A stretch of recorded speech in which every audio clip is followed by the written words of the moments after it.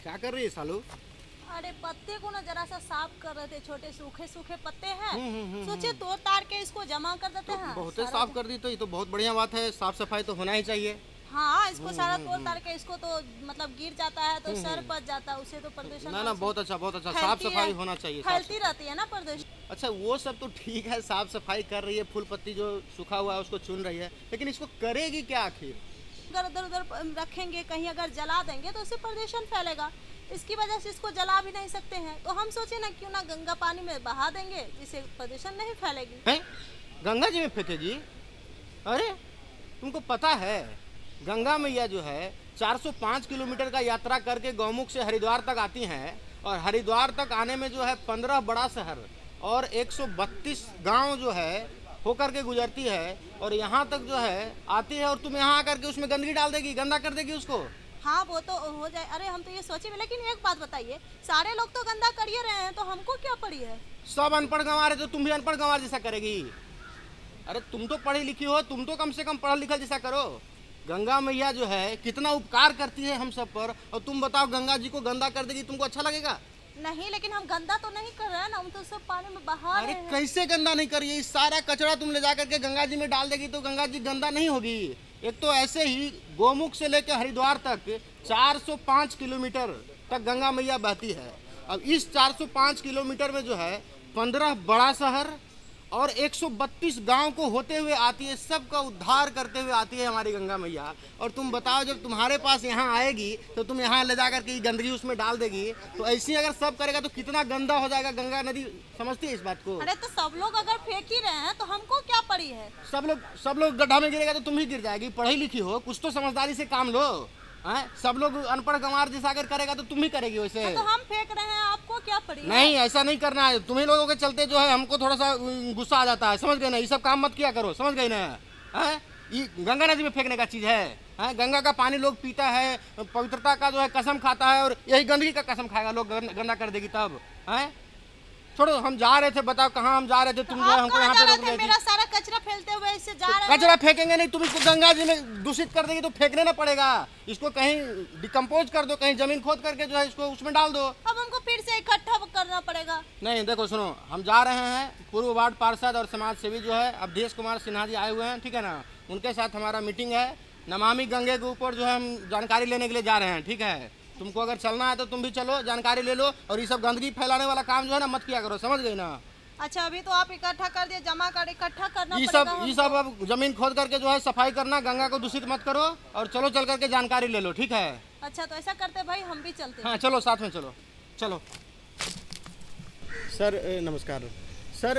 ये शालू हैं, इनको जानना है नमामि गंगे प्रोजेक्ट के बारे में।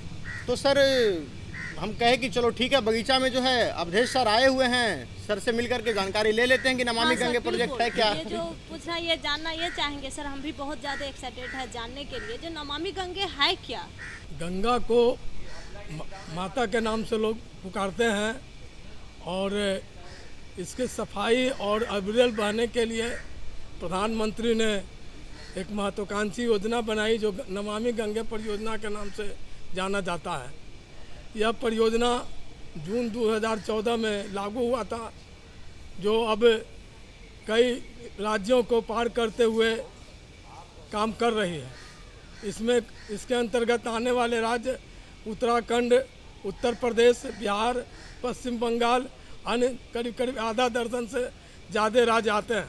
सर लेकिन एक प्रश्न यहाँ पे और भी उठता है सर, कि गंगा तो आज से नहीं सदियों से बहते आ रही है, फिर ये नमामि गंगे प्रोजेक्ट लाने की ऐसी क्या आवश्यकता पड़ गई सर?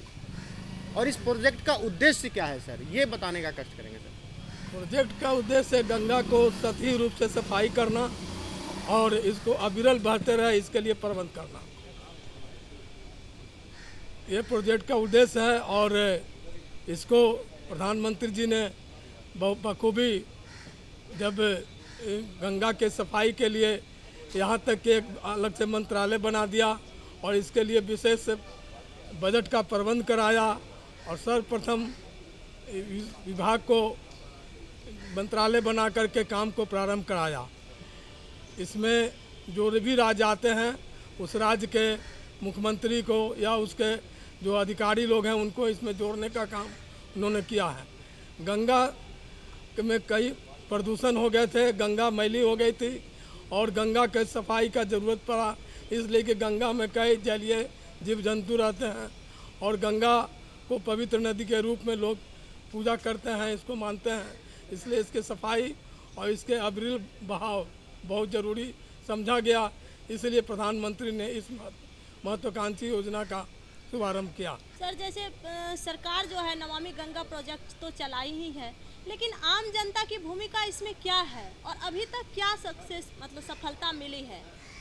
कोई भी सरकार यदि योजना चलाती है तो जब तक उसमें आम जन भागीदारी नहीं होगा तब तक उसकी पूर्णतः सफलता की कल्पना नहीं किया जा सकता है। नमामि गंगा योजना में भी आम जनता की भागीदारी के रूप में आप देख रहे होंगे कि जहाँ तहाँ कमेटियाँ बना करके लोग गंगा सेवा समिति या गंगा समन्वय समिति अन्य तरह की कमेटियाँ बना करके लोग इसमें जुड़ते गए और गंगा आरती वगैरह का इंतज़ाम करते हैं। हर घाट पर गंगा आरती की व्यवस्था की जाती है जिससे जनता लोग सीधे इससे जुड़ते हैं। गंगा में जो कूड़ा कचरा लोग पूजा पाठ करने के बाद उसमें जो डाल देते हैं उसको उसमें रोकने के लिए गंगा घाटों पर कूड़ा कचरा संग्रह केंद्र बनाया गया है, जहाँ जो लोग उसमें कूड़ा कचरा संग्रह केंद्र में उसको इकट्ठा करते हैं, गंगा में सीधे जो प्रवाहित करते थे उस पर अब रोक लग गया है।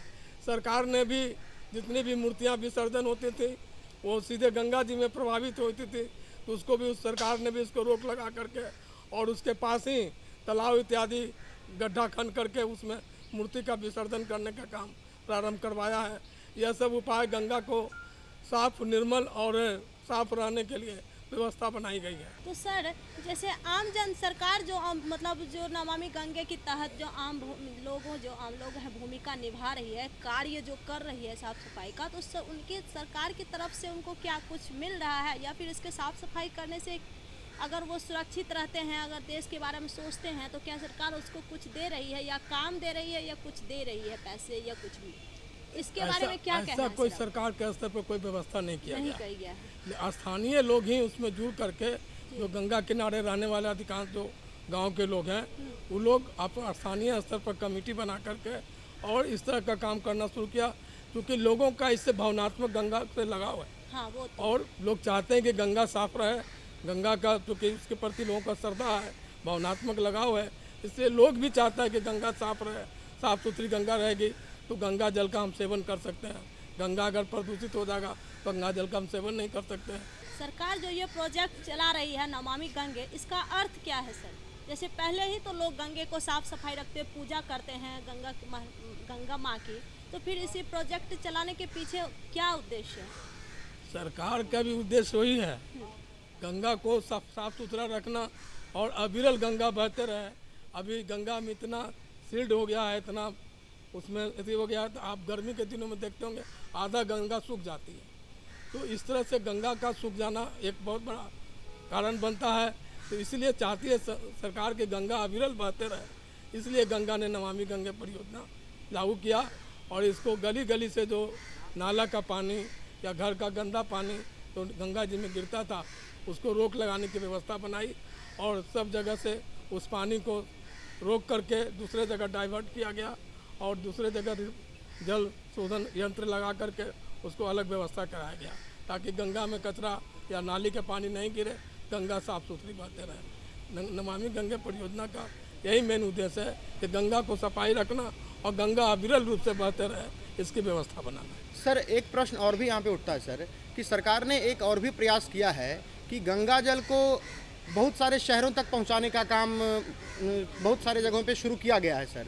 तो इस योजना का जो है क्या लाभ है, जनता को इससे क्या लाभ है और किस तरीके से जनता इससे लाभान्वित हो सकती है आने वाले समय में, इसको थोड़ा सा सर समझाने का प्रयास करेंगे। दूर दराज के लोग गंगा तक आ नहीं पाते थे और गंगा का पवित्र जल जिसका पूजा पाठ में इस्तेमाल होता था वो लोग नहीं कर पाते थे, तो अंदर से वो लोग थोड़ा सा कुंठित होते थे कि काश हम भी गंगा किनारे रहते। तो सरकार ने इसके लिए व्यवस्था बनाई कि पाइप के द्वारा, अभी जो फिलहाल बिहार सरकार ने भी व्यवस्था कराई है कि राजगीर से लेकर के नवादा और गया तक का इलाके में पानी पहुंचाने का काम किया। अभी हाल में पितरपक का जी जी महीना गुजरा संपन्न हुआ है, जी। तो लोगों को इस बार गंगा जल वहाँ प्राप्त हुआ और लोग बहुत खुशी से अपने पितरों को तर्पण का काम किए हैं। यह सरकार का अपना एक बहुत बड़ा उपलब्धि रहा है।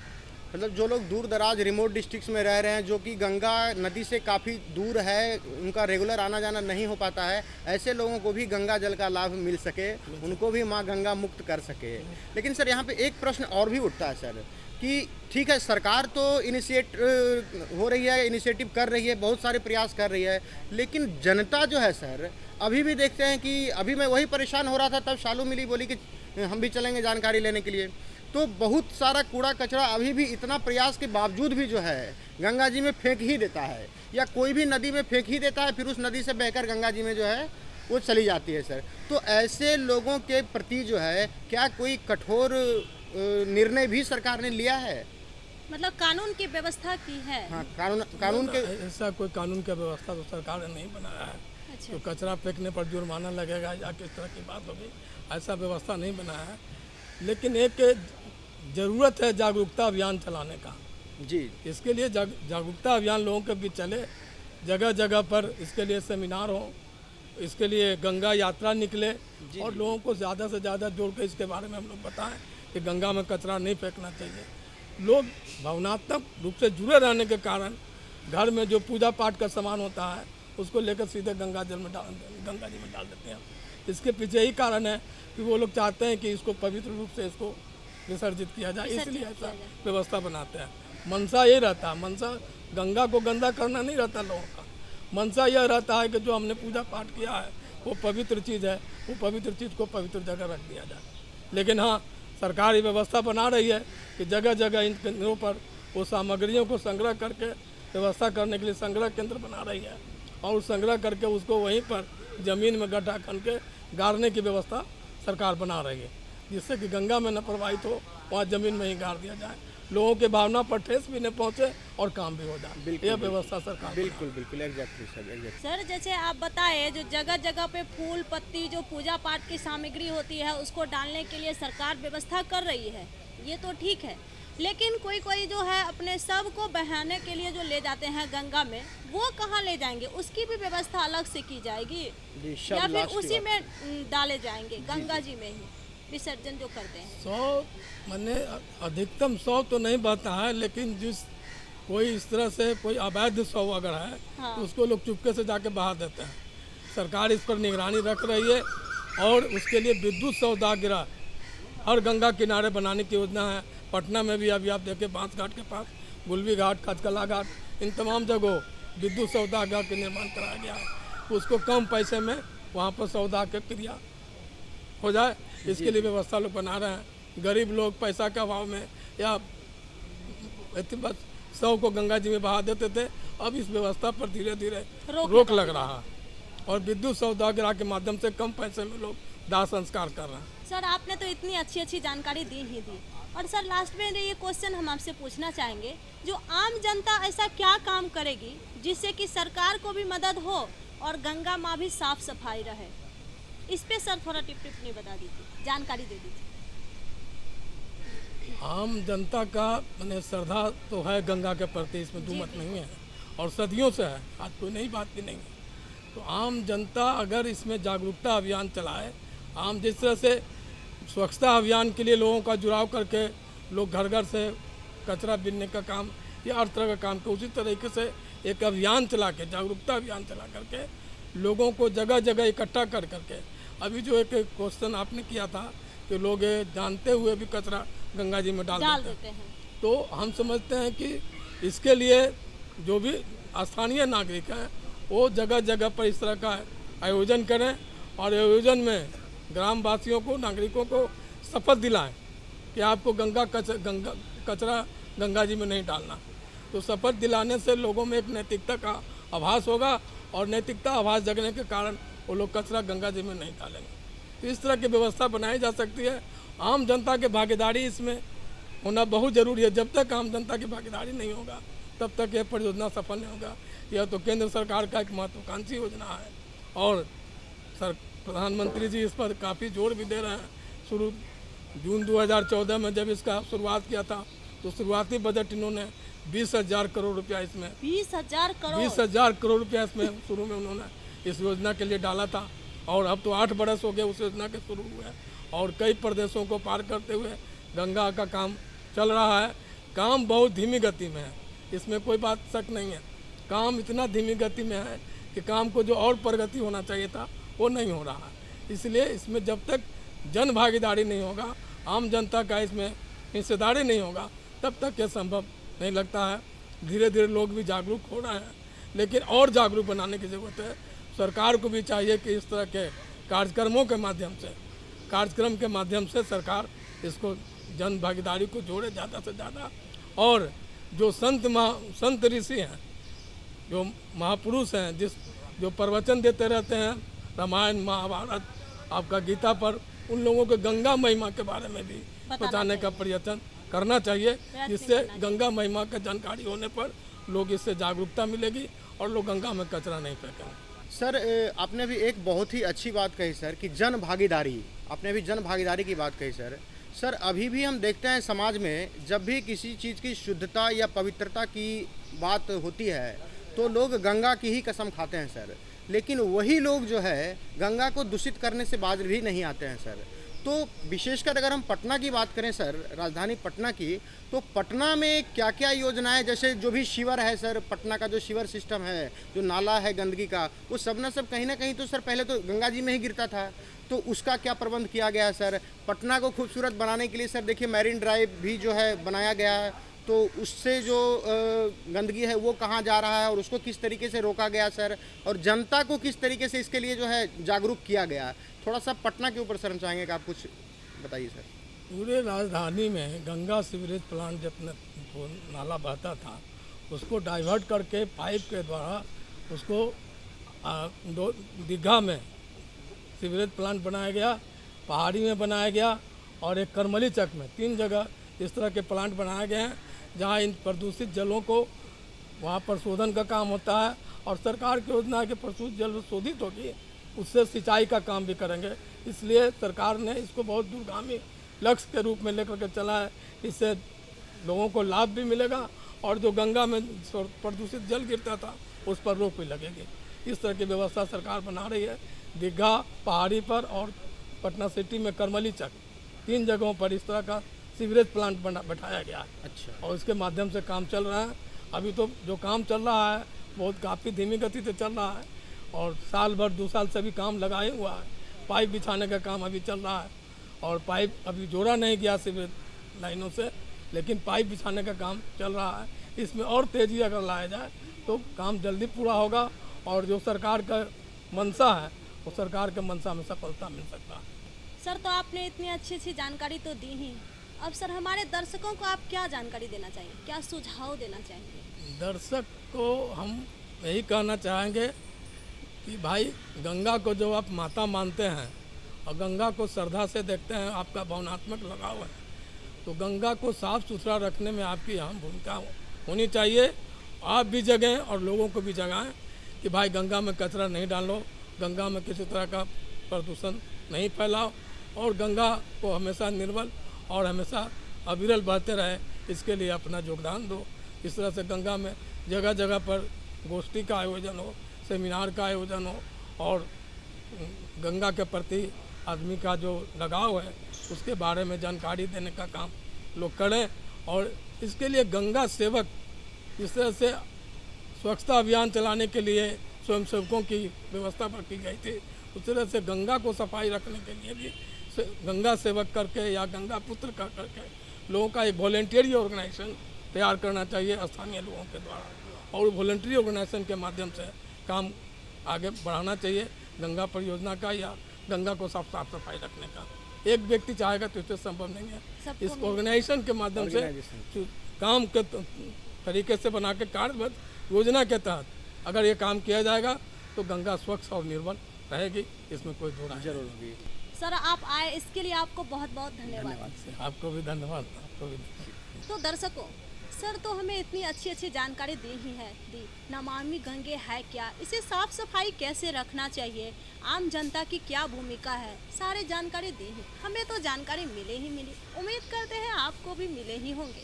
तो दर्शकों, अगर आप कुछ सुझाव देना चाहते हैं या फिर कोई सुझाव लेना चाहते हैं तो हमारा पता नोट करिए। हमारा पता है कार्यक्रम गांव घर, निदेशक दूरदर्शन केंद्र, फेजर रोड, पटना 8,01,। और हमारी ईमेल आईडी है director.ddk@gmail.com।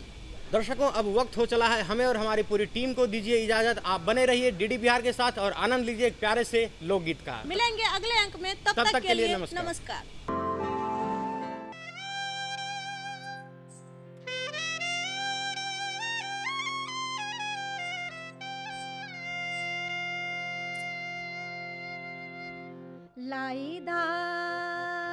लाईदा चुनरिया गोटेदार हो, पियवा माना कहनवा।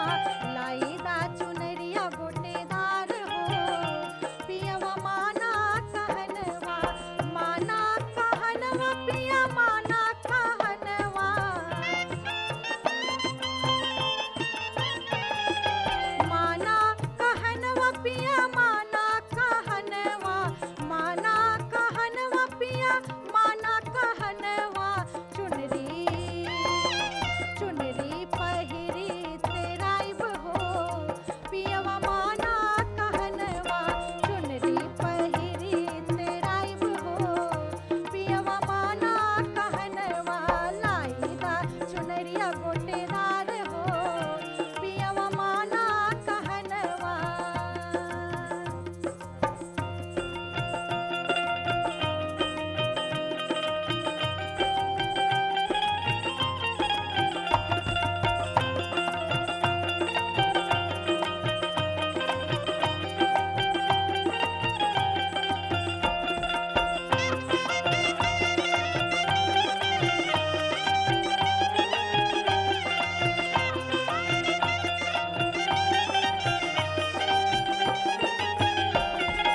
चुनरी पहिर गोतनी के देखैबै।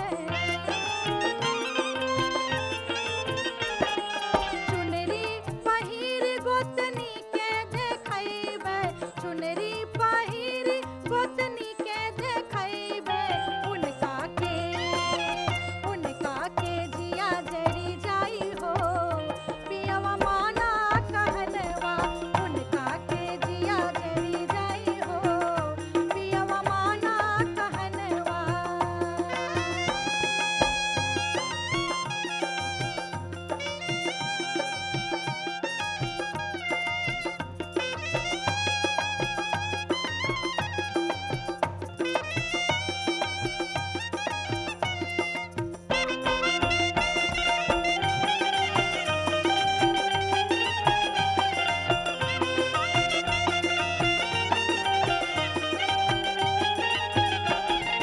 चुनरी पहिर ननदो के देखैबै।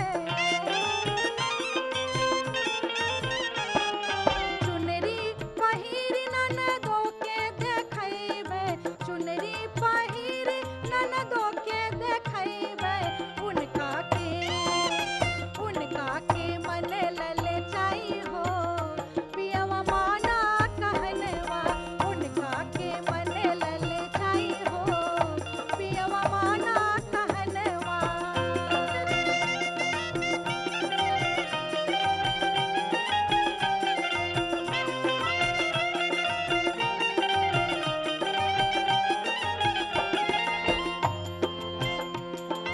चुनरी पहिर पिया तोहके देखैबै। चुनरी पहिर पिया तो